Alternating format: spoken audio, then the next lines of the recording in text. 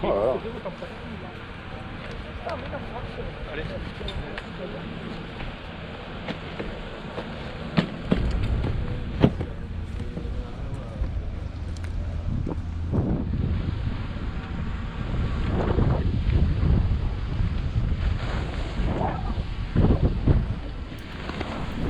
Petit vénard de Paul qui part au ski avec ses potes.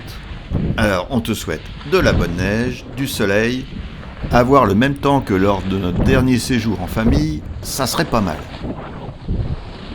Je trouvais d'ailleurs que t'avais à cette époque franchi déjà un cap technique important. Ah, ça commence à être vachement bien. Hein. Ce que je fais? Ah ouais. Je l'ai senti que c'était bien là. Ah ouais, ça se voit. Allez, zou. Bon, mais c'est pas parce que tu pars en dehors des périodes scolaires que je vais te dispenser de tes devoirs de vacances. Et donc pour moi, si tu veux encore franchir un palier, tu n'as qu'une chose à travailler. C'est la flexion des chevilles. Mais d'abord, regardons comment est construit un ski. Une spatule large devant, une queue de ski large derrière et un patin étroit au milieu. Le milieu du ski, et contrairement à ce qu'on pourrait imaginer, il ne se situe pas au milieu des fixations, mais bien plus en avant.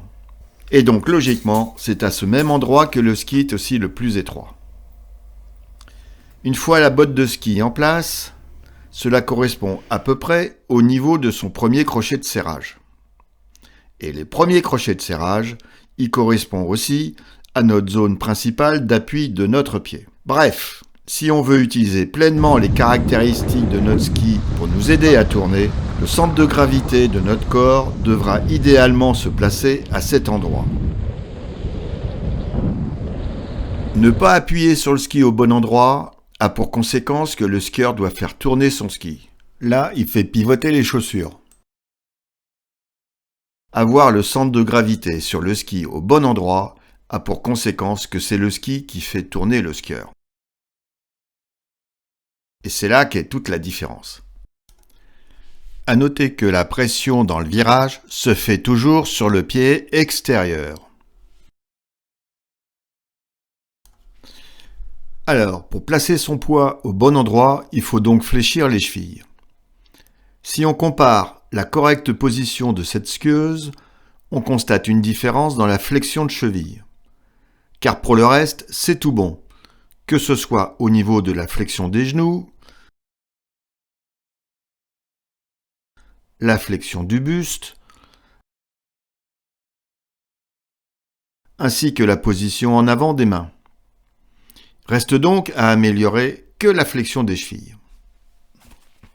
Alors comment on fait ? C'est simple, il suffit d'appuyer avec les tibias sur les languettes avant des bottes. Facile, non ? En fait, c'est ce qu'il y a de plus compliqué. Plier les genoux et le buste en avant, ça peut se faire naturellement. Appuyer sur les languettes avant, et ceci même si la pente augmente, c'est pas du tout un réflexe naturel. Il faut donc le pratiquer longtemps, et surtout à vitesse modérée, avant que cela ne soit acquis. Mais une fois qu'on en a pris l'habitude, on trouve inconfortable de ne pas le faire. Et puis surtout, ça tourne tout seul. C'est le ski qui désormais fait tourner le skieur, car la spatule avant accroche désormais la neige, et le fait qu'elle soit plus large que le reste du ski fait tourner tout seul. Alors dernier point, fléchir la cheville, c'est ne plus avoir mal aux pieds. Car pousser sur les tibias fait reculer le talon au fond de la botte et laisse ainsi de la place aux orteils sur le devant. Il y a aussi moins de compression au niveau du coup de pied.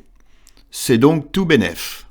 C'est pour ça qu'au moment de la location, faut essayer les bottes en poussant déjà sur les tibias.